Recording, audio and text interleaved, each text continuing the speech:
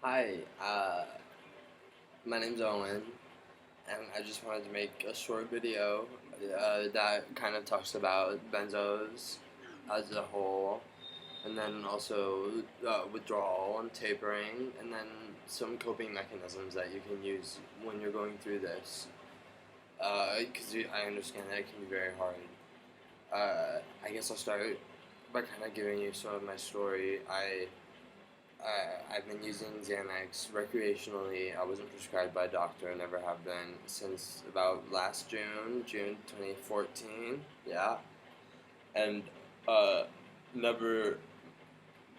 I don't know. It got me in trouble a few times. One night I wrecked my car three times in one night. Yeah, that I had no recollection of. I only know it happened because my dad was furious the next day when the insurance company called him.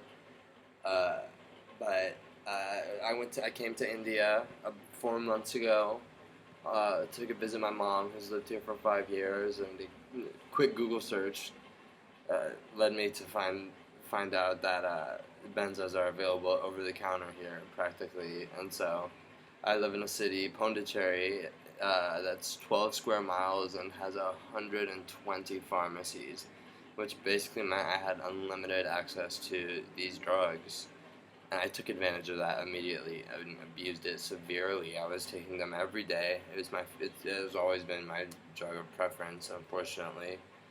And and it also is a drug where your tolerance builds very quickly. And so, in taking it every day, I had to build my dosage so quickly that eventually I was taking almost 60 milligrams of Xanax a day. And so then on my 20th birthday, by then I had become apparent to my mom that I was taking some substance, that I was obviously under the influence. I mean, you can't be on 16 milligrams of Xanax and not look fucked up. Uh, in addition, I was mixing it with opiates and alcohol. There's no reason I should be alive, actually, considering that. But how often I would do that, I'm blessed. And so on my 20th birthday, it was March 13th of this year, I decided to get sober, and it's the best birthday present by far that I've ever given myself. Uh, and so, uh, but then you do research. I did some research and found out that it's very unsafe to cut off benzos cold turkey, especially at the dosage I was at. You cause seizures, even death. It's like seriously dangerous to get off of them cold turkey. Even doctors will take people off of them cold turkey. It's ridiculous. It's insanity. And it's just because there's not enough knowledge about them in the world. It's not widely available, and the scientists aren't researching them because there's no money in it. It's either you take it or you don't. So there's no money in researching it. There's only, yeah. And so that's why I reached out to the benzo community for help, and they had never even heard of doses as high as mine.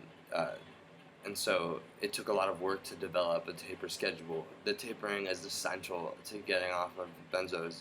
Without it, you'll face permanent brain damage, and here's why. Uh, the the brain, when you're anxious, when you are afraid, when you're in situations like that, the brain sends GABA to the GABA receptors, and that's the chemical that calms you down. And Xanax and other benzodiazepines increase GABA intake. That's why it is an anti-anxiety medication. And but once you become so dependent on it, once you're taking it every day, and once you're taking large doses, your brain no longer creates GABA on its own, and it is completely dependent on the Xanax for that chemical. And so, if you cut off cold turkey, not only do you face these risks of seizing and death, but your brain will never be the same. You'll never be able to function normally again. Like you will be more anxious than you were before if you were prescribed it by a doctor. A lot of people, one person in particular, Jerry, I don't know her last name at the moment. She's who's helped me the most, but she has been off of Xanax for 16 years, and I know she still can't work. She couldn't go shopping with her daughter for her prom dress, and so all she can do is really devote her life to helping people get off of benzos, and so that's what she's did for me, and I'm so thankful for her. But it's debilitating. It causes panic attacks, agoraphobia, permanent brain damage. So the taper is essential. Please don't cut off cold turkey. Um, and so yeah, they had never heard of a dosage as high as mine, and so it was hard to create a starting dosage for my taper, and eventually we reached 12 milligrams, and now I'm however many days into to my taper, and I'm down to 6 milligrams. There's a book called the Ashton Manual that I'll link to below, and that's great. It's great. It provides so much knowledge, but even that isn't really adequate. I don't feel. I feel like it's too quick of a taper, and I was presented with a micro taper, and that's basically included dissolving the 12 milligrams of Xanax into a jar of water, and then dividing that into my 5 daily doses, and then each day with a syringe taking out 1 milliliter of water.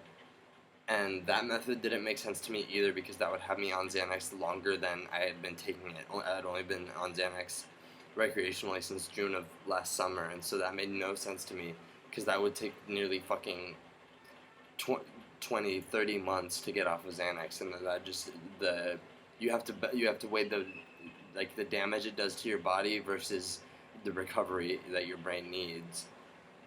And so I decided not to do that micro taper either. I started off, I did 12 milligrams for 2 weeks, and then I went down to 11, and I did 11 for a week, went down to 10, did 10 for a couple days, and was like, fuck it, I'm listening to my body from now on. And so since then I've just been listening to my body, and actually moving down a lot faster than was recommended, but I haven't experienced the symptoms that I was told I would experience. Like, I was told to be prepared to feel ill, be prepared to feel depressed, be prepared to feel physical pain, and all of these things that I've been, like, symptoms that were too fantastical for others to believe, is how I had it described to me. But I've been so lucky. I've had almost no symptoms. The only withdrawal symptoms that I have faced have been really severe insomnia. I'm up till 5 a.m. almost every night. Last night was actually the first night that I've gotten a good night's sleep in the whole time, which I'm so thankful for that. My pupils, in the beginning, they were so dilated and they didn't adjust to light at all. I couldn't really go outside without sunglasses, or it would hurt too bad. And then some tremors. I've had some tremors, and I even still have those today, but that's just very minor. I don't notice them unless my mom points them out to me. Yeah, and so everywhere on the internet that I've seen benzo withdrawal described, I see it described as hell, and I've experienced everything but that. I've had a really easy time, because I've been listening to my body. It lets me know when I'm ready to move down, and I'm so lucky for that. And I understand it's not the same for everyone, and so maybe it will be hell, but there are also lots of coping mechanisms, and distractions are key. Distract yourself, but don't do it with another substance. Obviously, alcohol is out of the question, because mixing alcohol and benzos should be deadly. I should be dead. But so that you can't manage your withdrawal symptoms with alcohol, and also do not manage your withdrawal symptoms with pot. Even though everybody thinks pot is so harmless, I love pot personally, but I recognize the importance of not smoking during this taper, because if you mask your symptoms with another substance, there's no way of telling how far you are along in the process, because there are points where your symptoms may be so severe that you need to hold that dosage for a while until your body is ready to move down. So I recognize that importance. You have to recognize that importance, and you can't smoke pot. It's out of the question. Even, as stupid as that sounds, I know everybody's just like, oh, it's a plant, but it's true. It's important in the process. Jigsaw puzzles, needlepoint, I don't give a fuck what you do. Just do something calming and distracting. Rubik's Cubes. I make music. I produce music. So I've been doing a lot of production lately. and that's what helps me. Yeah, I stay distracted. I write, I journal. Um, yeah, and so basically, I don't know. Really, I wanted to say that it's portrayed as such a scary thing getting off of benzos, and so that may scare people out of it. But I've had such a really easy experience, so it doesn't have to be scary, and you don't have to be scared to do it. Uh, and that's really what I want to get across. I've been documenting every single night. I document my progress, my the dosage I took, what times I took them, and then I do some emotional awareness, how much joy I felt that day, sadness, anxiety, fear, all that creativity. And so I've been documenting that. Plan to publish that once I'm finished with this taper and with all of it.